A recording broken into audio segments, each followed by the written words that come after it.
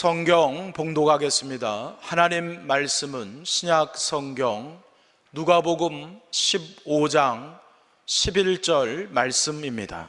누가복음 15장 11절부터 12절까지 말씀을 봉독하겠습니다. 또 이르시되 어떤 사람에게 두 아들이 있는데 그 둘째가 아버지에게 말하되 아버지여, 재산 중에서 내게 돌아올 분깃을 내게 주소서 하는지라. 아버지가 그 살림을 각각 나눠 주었더니. 아멘. 하나님의 치유 방법, 이 제목으로 이민재 담임 목사님께서 말씀 증거해 주시겠습니다. 하나님은 살아 계십니다. 하나님은 사랑이십니다. 하나님은 언제나 우리와 함께 하시고 이 시간 우리와 만나기를 원하십니다. 살아계신 하나님과 깊이 만나는 시간이 되시기를 주의 이름으로 축원합니다. 할아버지가 잠을 자는데 너무 허리가 아팠습니다. 그래서 할머니에게 말했습니다. 할멈, 아주 미안한데 내가 허리가 너무 아프니 파스 좀 붙여줘요. 그래서 할머니가 어둠 속에서 더듬더듬 파스를 찾아서 할아버지 허리에 붙여주었습니다. 이 할아버지는 아주 편안히 잠을 잘 잤습니다. 고마운 마음으로 아침에 이렇게 이제 자기 허리를 살펴보니까 거기에 웬 글씨가 쓰여져 있었습니다. 중화 요리는 동화 반점으로. 이 할머니가 어두운 밤에 얼떨결에 뭘 하나 뜯어가지고 붙여줬는데 그게 중국집 선전하는 스티커였습니다. 할아버지는 뭣도 모르고 이제 파스인 줄 알고 잠을 주무셨어요. 사랑하는 여러분, 우리의 진정한 치유자는 하나님이십니다. 우리의 진정한 치유자요, 유일한 치유자는 하나님이십니다. 오직 하나님만이 우리의 영원한 치유자가 되십니다. 오늘날 많은 사람이 몸이 아파 고통 속에 있습니다. 현대에는 몸만이 아니라 마음도 아픈 사람이 많고 영적으로도 힘들어하는 사람이 너무나 많습니다. 우리는 오늘 이 말씀 속에서 하나님께서 치유해 가시는, 성경에서 어떻게 우리 인생을 치유해 가시는지 하나님의 방법을 함께 나누려고 합니다. 오늘부터 11주 동안 우리는 이 탕자의 비유를 통해서 우리가 일찍이 깨닫지 못했던 하나님의 마음과 하나님의 방법과 하나님의 역사를 경험하게 될 것입니다. 여러분들은 하나님께서 치유하시는 놀라운 방법을 만나시고 여러분 자신이 하나님의 말씀 속에서 치유받는 역사가 일어나시기를 주의 이름으로 축원합니다. 우린 반드시 치유받아야 할 그러한 존재들입니다. 옛날에 어느 마을에 이 농사와 목축을 통해서 아주 부자가 된 아버지가 있었는데 그에게 두 아들이 있었습니다. 첫째 아들은 아버지를 도와서 밭에 가서 열심히 성실하게 일을 합니다.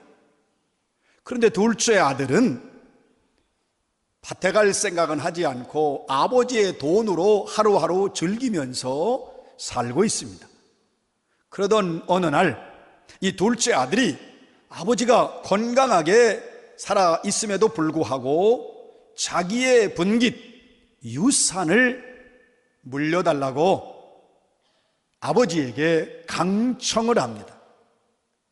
여러분, 유산이라고 하는 것은 아버지가 소천하기 직전에 자식들에게 나누어 주는 것인데 일반적이죠. 그런데 이 아버지는 지금 건강하게 생활하고 있습니다. 그리고 이 둘째는 아직도 어려서 유산을 물려받을 만한 준비가 되어 있지 않습니다.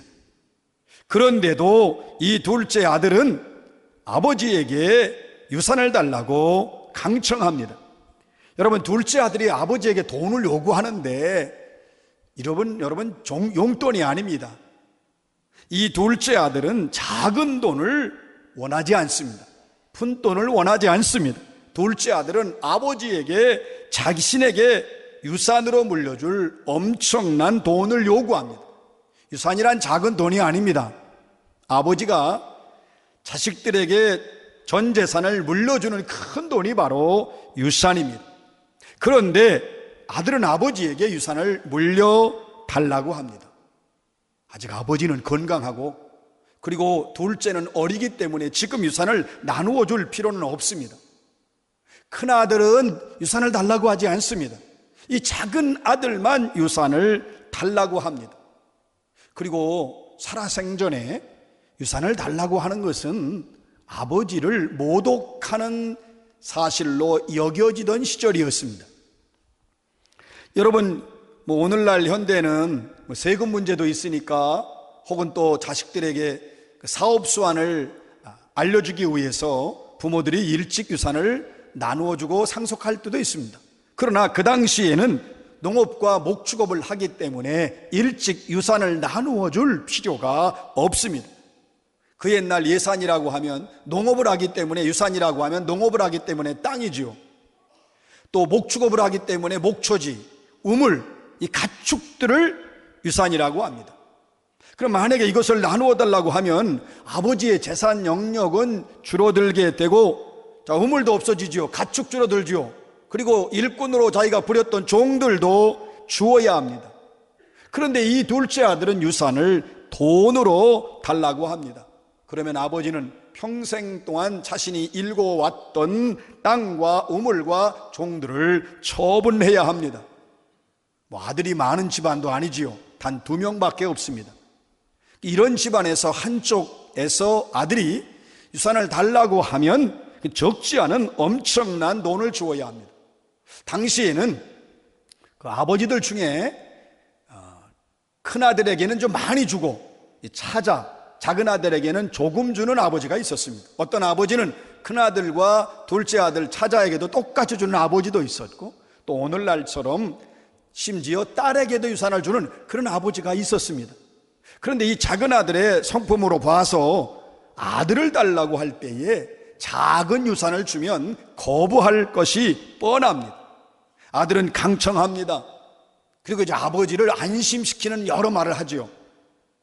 여러분, 아들이 돈을 흥청망청 쓰겠다고 하면 그 돈을 나누어 줄 부모는 없습니다. 그러니까 이 아들은 온갖 감언이설로 아버지를 설득하지요. 그 아버지가 넘어갔어요. 그래서 엄청난 유산을 신속하고 단호하게 줍니다. 오늘 말씀에서 놀라운 것은 아버지가 둘째 아들의 무리한 그리고 황당한 요구와 요청을 받아들여서 엄청난 유산을 나누어 줍니다. 준비가 안 된 아들에게 유산을 나누어 주는 것은 아버지에게도 문제가 있어요. 여러분, 만약에 준비가 안 된 자식에게, 자질이 안 되는 자식이 유산을 물려달라고 하면 이 현명한 아버지들은 자식의 성품, 그의 능력, 돈을 사용할 수 있는 방법을 꼼꼼히 따져서 계산해 봐서 주어야 할 자식에게는 주고 주지 말아야 될 자식에게는 주지 말아야 합니다. 돈이란 예리한 칼날과도 같습니다. 그래서 준비되어 있지 않는 자녀에게 돈을 주게 되면 자식도 결국 그 돈으로 인생을 망칠 수 있습니다. 둘째 아들이 지금 아버지에게 돈을 달라고 할 수 있죠. 보통 자녀들은 부모에게 얼마든지 때를 쓸 수 있어요. 그러나 여러분, 모든 요청을 다 허락한다면 이건 올바른 자녀 교육 방법이 아닙니다. 그런데 이상하게도 이 아버지는 유산을 기꺼이 줍니다. 아버지가 유산을 줄 때 결정하면 재산의 절반을 줄 수도 있습니다. 이 아버지는 아주 부자입니다. 많은 재산을 가지고 있어요. 이 부유한 아버지가 자식에게 어마어마한 재산을 둘째 아들의 요청에 의해서 아낌없이 줍니다. 아버지는 이것저것 따지질 않습니다. 아들의 자질이 유산을 나누어 주는데 걸림돌이 되지 않습니다. 오늘 말씀에서 강조하는 것은 엄청난 재산을 아들에게 마련해 줍니다. 여러분, 농업과 목축업을 하는 이러한 자가 자기 유산을 상속해 주려면 유산을 마련해야 하잖아요. 돈을 마련하기 위해서 많은 고통이 뒤따릅니다. 아버지는 아들을 위해서 우물을 팔아야 하고 아들을 위해서 가축도 팔아야 합니다. 유산을 현금으로 만들기 위해서 많은 노력을 해야 합니다. 그런데 아버지는 어려서부터 이 둘째 아들을 다 보았잖아요. 잘하는 걸 다 알았잖아요. 아들의 성품, 아들의 성향, 아들 미래의 꿈을 보아서 지금 이 아들을 종합적으로 평가해 볼 때에 이 아들이 요구하는 것은 정당한 행동이 아닙니다. 지금 아들은 잘못된 길로 가고 있습니다. 그러므로 아버지에게 잘못된 요청을 하고 있죠. 그런데 놀라운 것은 그 아버지가 준다는 사실입니다. 아낌없이 엄청난 돈을 준다는 사실입니다. 도대체 왜 이렇게 행동했을까요? 아버지가 돈만 사랑했고 또한 아버지가 자기 돈만을 위하는 사람이었다면 절대로 아들에게 엄청난 돈을 주지 않아요. 아무리 요구해도 아들에게 돈을 주지 않습니다. 이 아버지는 아들을 잘 알고 있어요. 돈을 주면 어떻게 할 줄 몰라서 아들의 감언이설에 빠져 준 것이 절대로 아닙니다. 이 아버지는 이 아들을 정확히 알고 있습니다. 둘째 아들의 생각을 정확히 판단하고 있습니다. 만약에 이 둘째 아들에게 유산을 물려주지 않으면 지금 이 아들은 영원히 치유될 수가 없습니다. 이 둘째 아들은 돈이라는 유혹에 깊이 빠져서 날마다 죽어가고 있습니다. 그러니까 이 아들의 생명은 아버지 유산에 달려 있어요. 아버지가 유산을 주면 살고 아버지가 유산을 주지 않으면 결국 죽는 기로에 서 있습니다. 여러분, 하나님은 정확하게 아들의 속을 알고 있습니다. 이 아들이 그 아버지에게 유산을 달라고 할 때 자기의 마음과 자기의 뜻을 관철하기 위해서 부드러운 말과 뿐만 아니라 아주 다정한 따뜻한 눈빛으로 아버지에게 다가가지만 아버지는 이런 것으로 속을 수 있는 하나님 아버지가 아닙니다. 하나님 아버지는 돈에 묶여서 죽어가고 있는 아들을 살리고 싶어 하셨습니다.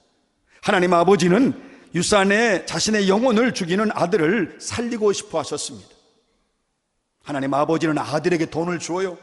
엄청난 돈을 줍니다. 그의 인생에 단 한 번도 만져보지 못한 돈만 요구하는 그 둘째 아들조차도 엄청난 놀라움을 갖지요. 이 아들이 놀랄 정도로 돈을 주고 또 큰아들은 도저히 이해할 수 없을 정도의 그 엄청난 유산을 이 둘째 아들에게 줍니다. 하나님은 이렇게 하면 나중에 어떻게 될지 다 결과를 알고 줍니다. 둘째 아들에게 돈을 주면 이 아들이 가서 돈을 버는 것이 아닙니다. 그 돈을 다 내버리고 그 돈 미래까지 다 없앨 수 있다는 것을 알고 줍니다. 모든 돈을 줍니다. 아들은 지금 돈의 노예가 되어 있습니다. 하나님보다 돈을 더 사랑합니다.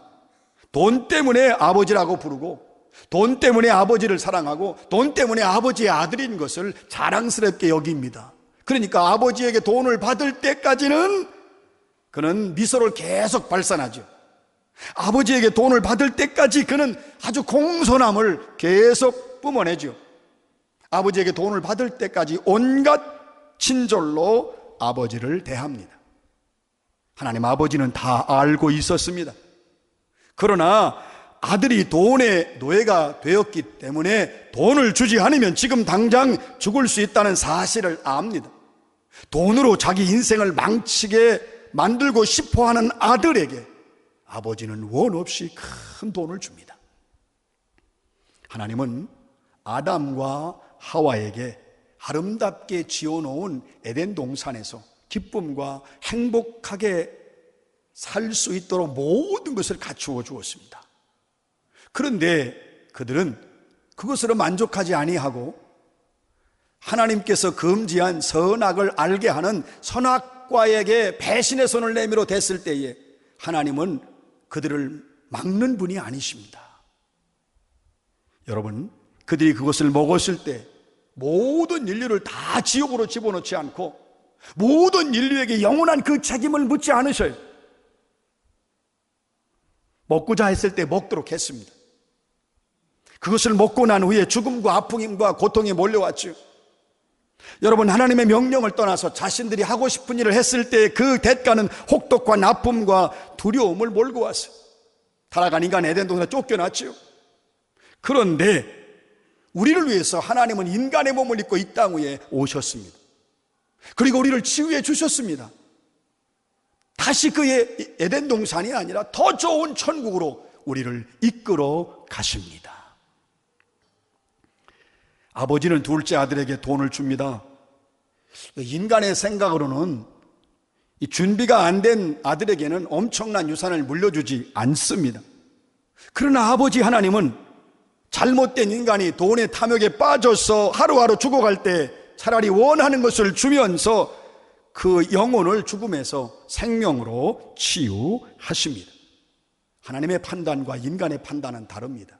하나님의 결정과 인간의 결정은 다릅니다. 우리 인간은 한 수, 두 수를 앞에도 보면 현자라고 하고 지혜자라고 하지 않아요. 그런데 하나님은 지혜는 끝이 없습니다.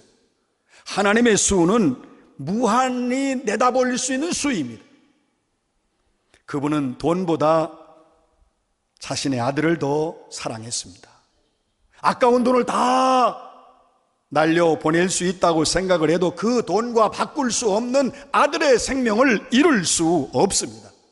둘째 아들을 위해서 하나님은 모든 것을 줄 수 있습니다.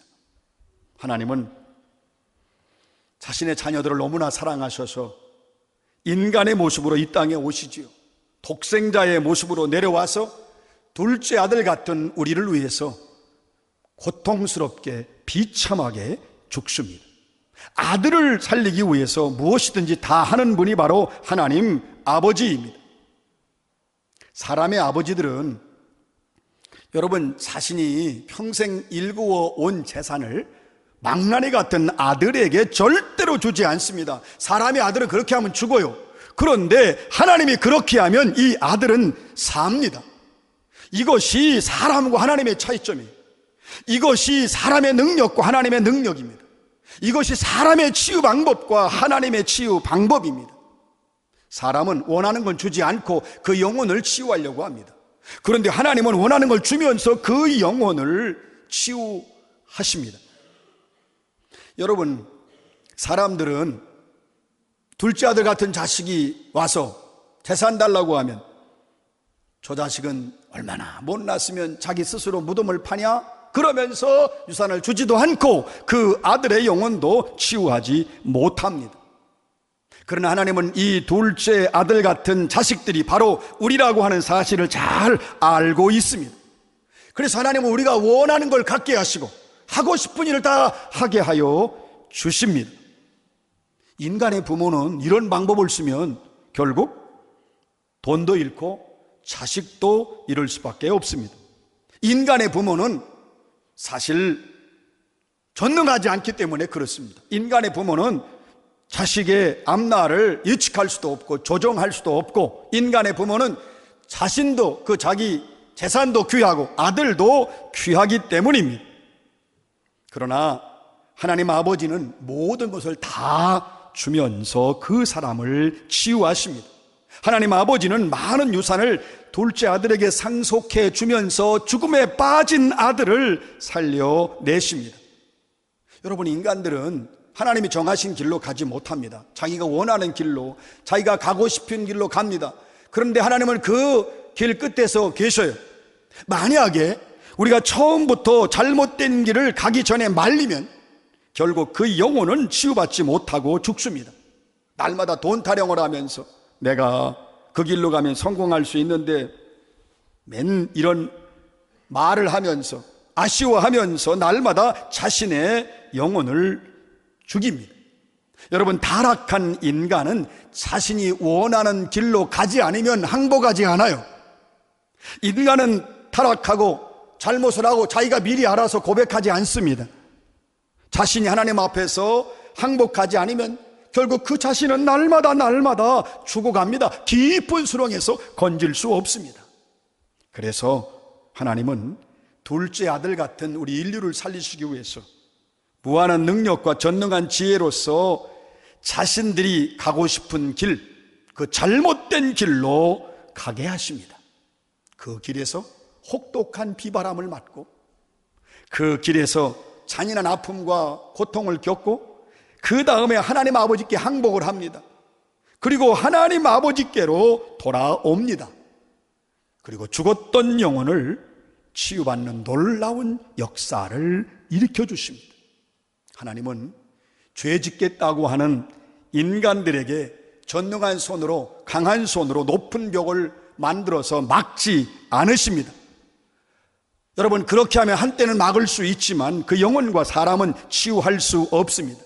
전능하신 하나님은 전능한 지혜로 둘째 아들에게 모든 것을 주시고 원하는 인생을 살도록 하십니다. 이렇게 하시는 분이 전능하신 하나님이십니다. 이렇게 하시는 분이 전능하신 지혜자이십니다. 인간은 따라할 수 없습니다. 인간은 이렇게 해도 실패합니다.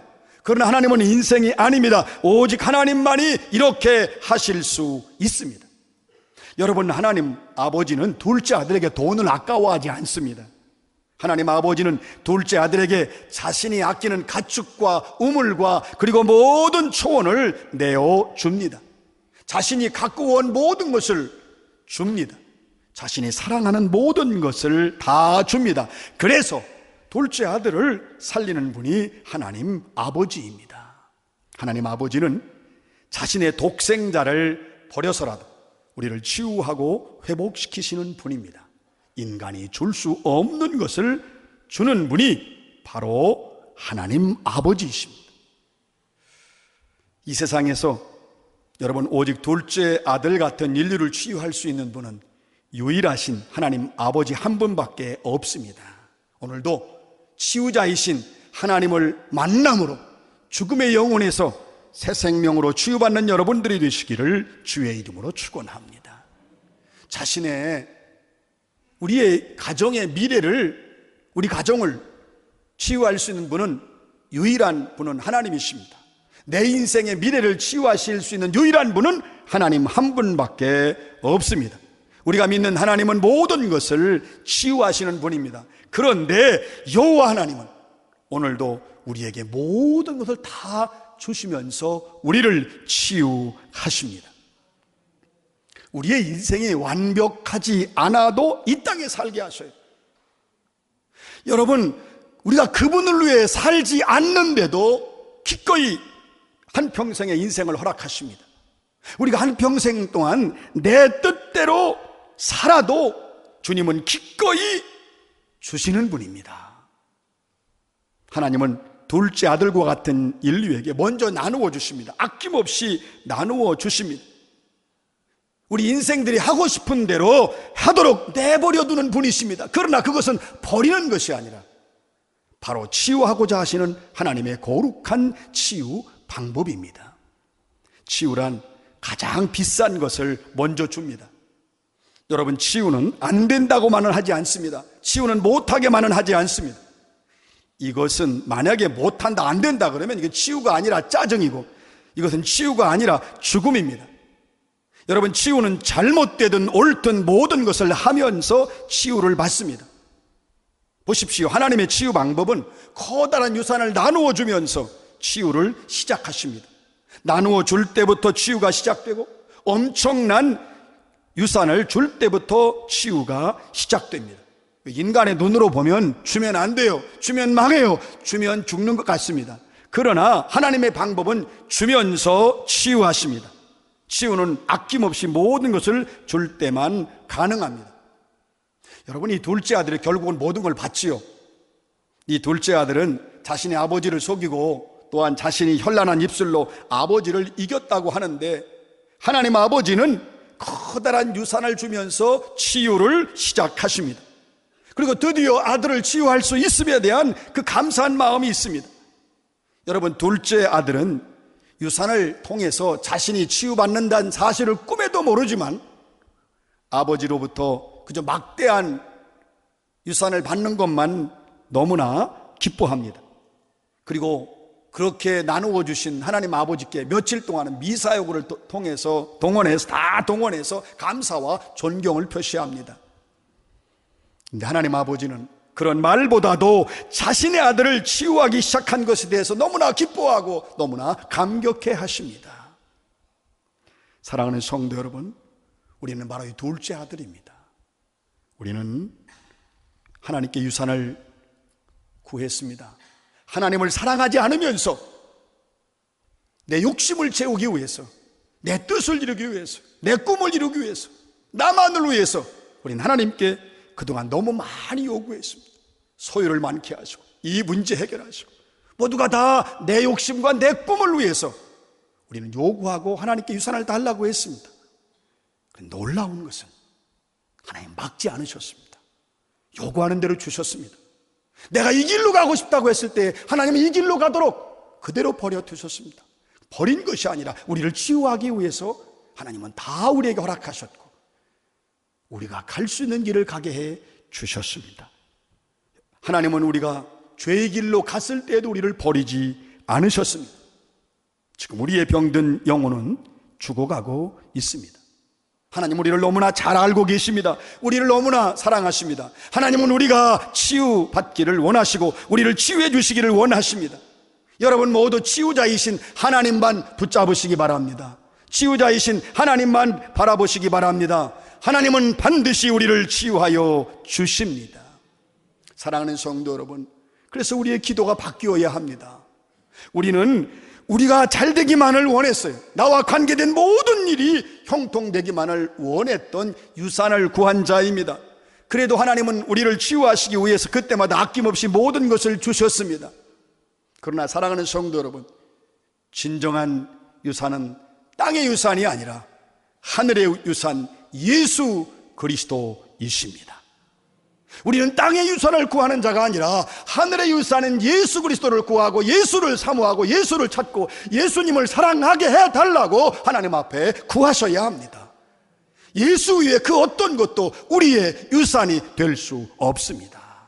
사랑하는 성도 여러분, 이제 여러분은 하나님 앞에 내가 그동안 땅의 유산을 구했던 것을 여러분 참여하시고 진정한 하늘의 유산이신 예수 그리스도만을 구하고 예수만 찾고 예수만 사랑하게 해달라고 여러분 기도하셔서 여러분을 치유하고자 하시는 하나님의 놀라운 치유의 능력 안에 거하여 모두가 치유함 받으시기를 주의 이름으로 축원합니다.